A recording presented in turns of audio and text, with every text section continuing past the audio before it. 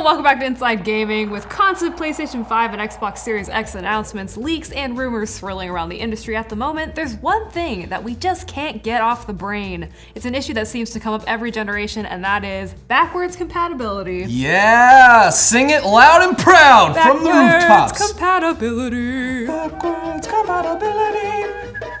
I need to bring that tune, you're right. Yeah, it's one of the biggest complaints when it comes to the release of new consoles. What about all my old games? What about the old days? Yeah, it's a pretty fair complaint if you ask us. Yeah, truly. You're asked to drop a couple $100s on the world's most powerful console, but the new hunk of junk isn't able to play any of your old games. So what happens then, Caden? Yeah, so to actually enjoy any of those titles you loved from the previous generations, you have to clear up space in your ever-expanding and constantly cluttered entertainment system. Unless you actually sold your old console to help pay for the new one, then you're just out of luck. Never sell your consoles.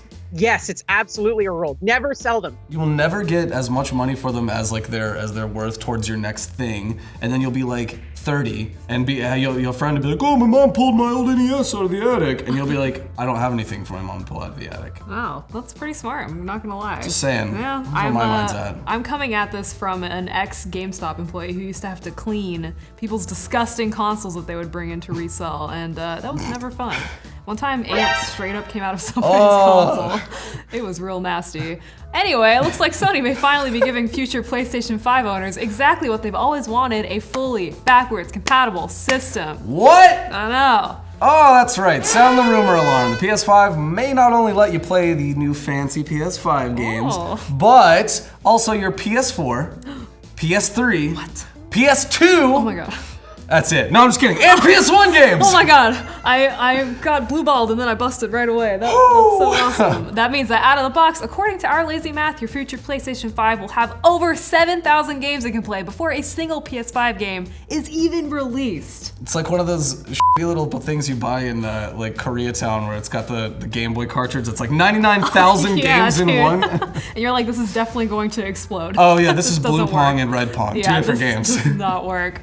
Oh, hell yes. Caden, please tell me more. All right, so as we mentioned, this is just a rumor at the moment, but it's also not the first time we've gotten hints at a possibility of a fully backwards compatible PlayStation. So let's actually dive into those rumors. This time it comes from Hip Hop Gamer, stating that Sony has been hard at work on a remastering engine designed specifically for enhancing and playing classic PlayStation titles. Hip Hop Gamer called the PlayStation 5 a generational experience that would allow users to enjoy over 25 years of games on the console. And that wouldn't be too far-fetched considering how well Microsoft has done shifting the Xbox One into something extremely similar. But again, take all of this with a huge grain of salt. So yeah, it's not really shocking to say that the Xbox One had a major turnaround once it became the all-encompassing home for Xbox's past and future. And based on Sony building the PS5 off of the PS4's infrastructure, it may be a sign the one console, one home mantra is spreading like a plague. A beautiful plague, not a bad one. Yeah, Sony did file patents that hint the PlayStation 5 will be able to play PS4 games natively, which is already a great move on their part,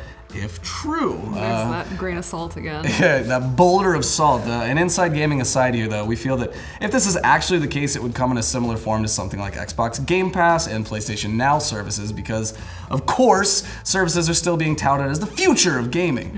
It's not something they're going to let go of easily anytime soon. No, they've invested so much money into that. So much money. They gotta ride it into the fucking ground. As of now, the PS4's PS Now already allows for the ability to stream specific PS2, PS3, and PS4 games to your console or PC, adding in a collection of PS1 games and having new titles added more regularly, and with an added feature to download those titles to the console itself would be a no-brainer for backwards compatibility. Yeah, and we should note that this is not the first time that Sony's made PS1 games buyable and easily playable on their platforms, same with PS2 games and certain PS3 games and PS4. It's just the idea of collating them all together in a way in a service that makes sense. Totally, yeah. Yeah, originally, like Zach said, the PlayStation 3 launched with both PS2 and PS1 backwards compatibility. The feature was limited and suffered from graphical and upscaling issues, but it was there. The ability to play physical PS2 games was phased out soon after, but Sony eventually added both PS1 and PS2 classics as downloadable games for the PS3. And we can't forget about the PS2 itself. Not only could it play PS1 games, but it could also use PlayStation 1 memory cards and controllers.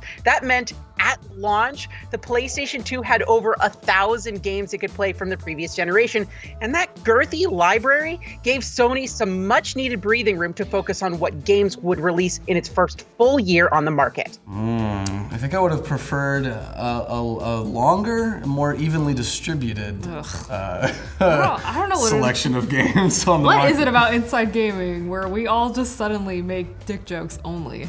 Well, we're all 13, and now that Lawrence is gone, Yeah, you're right. Kids run the show, baby. Yeah, comparatively, Microsoft actually announced the end of support for backwards compatibility for the Xbox One series of consoles back in June 2019 with their last batch of releases.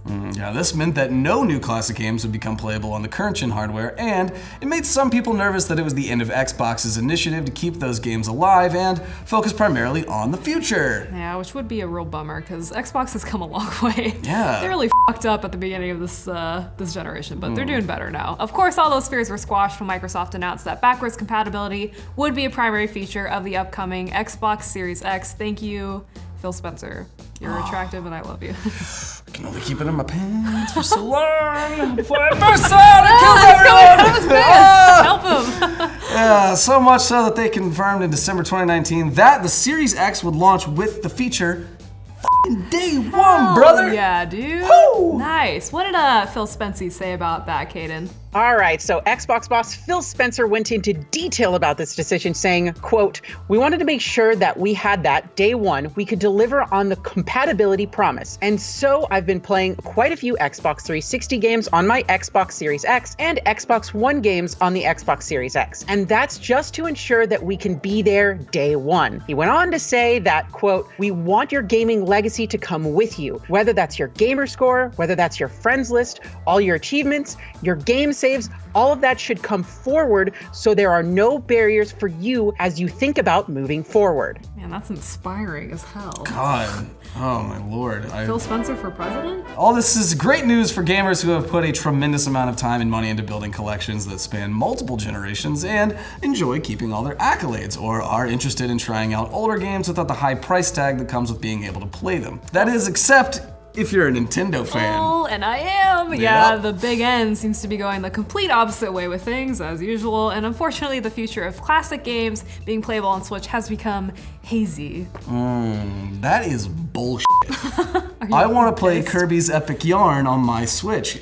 Damn it. Mr. Bowser, I want to play Kirby Yarn. I constantly forget the head of Nintendo right How now is a guy incredible named is that? Bowser. I love that. That's like every childhood dream. It's like, oh, Bowser's in charge of Nintendo now. Dude, seriously, I really yeah. don't understand how that happened. Like, that had to have been... No, that'll be a video for another time. It Yeah, no, has you're to right, a deep absolutely, dive. like this cannot go without like having every rock next to him like unturned and being like, did you change your name first, or did you know you're getting the job and then change your name? Was he born Bowser? I don't know. Yeah, the only cooler thing would be if he was Mario Bowser. Yeah, well, I like to think he was born Bowser and then immediately decided once he was old enough to be conscious of just what his name meant, that he was like, my life was set out ahead of me. When the Switch launched in 2017, it had a plethora of amazing games lined up for its first year on the market, but the question of a Nintendo eShop with classic games was never really answered. Yeah, that was until September 2018 when Nintendo announced and released the Switch Online service, complete with a library of NES games for subscribers to play,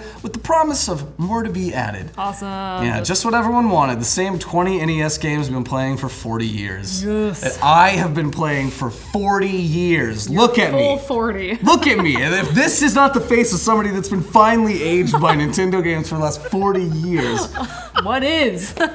Yeah, it took Nintendo an entire year, September 2019, to announce that Super Nintendo games would finally be coming to the service as well. Yay! Well, hold on to that yay, because immediately after that announcement, Nintendo said that the monthly update of NES and SNES games would become infrequent. No!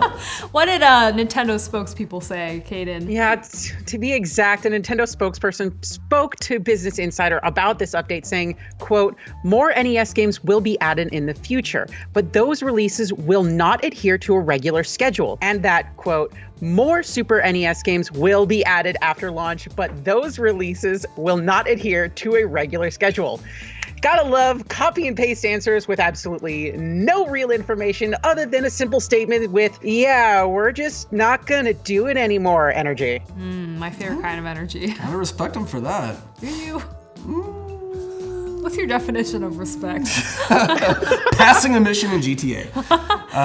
But they did say to look forward to future announcements, and we did get 6 classic games added in December 2019. Those games were Ready, Super Punch-Out, Kirby Superstar, Breath of Fire 2, and Star Fox 2 for the SNES, and Crystalis and Journey to Silius for the NES. Oh. Please don't flame me in the comments for having that being the first time I've ever seen the title of that game. I am alright. but a wee fetus. Yeah. Well, But you've been playing NES games for 40 years, Zach. I like to keep people on their toes. I'm like the Joker, always switching up my narrative, Nice. Hell yeah. Was I doing it for my wife or cause my daddy? Like, A little bit twisted. A little bit of both. As our friend Patrick Little would column say. A, little column B. That's what I say. So yeah, they're still updating it and having Star Fox 2 available on the Switch instead of just being locked for the SNES Classic Edition mini console is a really nice touch. That's just the SNES and NES titles. We've heard nothing about N64 games being added to the platform. Come on! Dude, I want to play Pokemon Stadium, please! Pokemon Coliseum was better. Dude, don't ever say that. No, it wasn't. No. Pokemon Coliseum was absolutely not better than Stadium. No, absolutely not. Nintendo also has been on a streak of re-releasing Wii U games on the platform with minor updates for full retail price as well. So that's extra cool. Nothing like paying for a game twice within a couple of years. Nothing like paying $19 for Super Mario World. This is always the confusing thing about Nintendo. They innovate in ways of playing games and in how games are developed, but certain functionalities that seem to become industry standard, like online play, voice chat, certain accessibility options, and an actually nice digital storefront always seem to be out of their grasp, which is frustrating because the Switch has so many other amazing features and capabilities, but it does lag behind in things that have been standard for over a decade. Get with it. Nintendo, please. I want to love you, and I do already, so I don't know why I said that, but get your shit together, man. Get your shit together. Anyways, yeah, it seems that both Microsoft and Sony are thinking about the past and future as a way to keep their ecosystems both healthy and abundant. This also means that lesser known or rarer games from the past may become more accessible to play legitimately, which is a good thing. Stop trying to make everything so negative, you fucks. This is a good thing. Who are you talking to? Just colloquial you. Terrified. Based on the turnaround backwards compatibility had for the Xbox One in the later years of its life, it's easy to see that this feature may be one of the most important inclusions for the upcoming generation, and one that would make every gamer very happy, little boys and girls, and non-binaries. Nice. We're putting it in there. Just, zinging it in at the very end. That works. That's a good ending. All right. Yeah, that's good. Kaden, thoughts, questions, concerns? No, that's good. We're out of here. All right, see you Hey, later. everybody. Have a good weekend.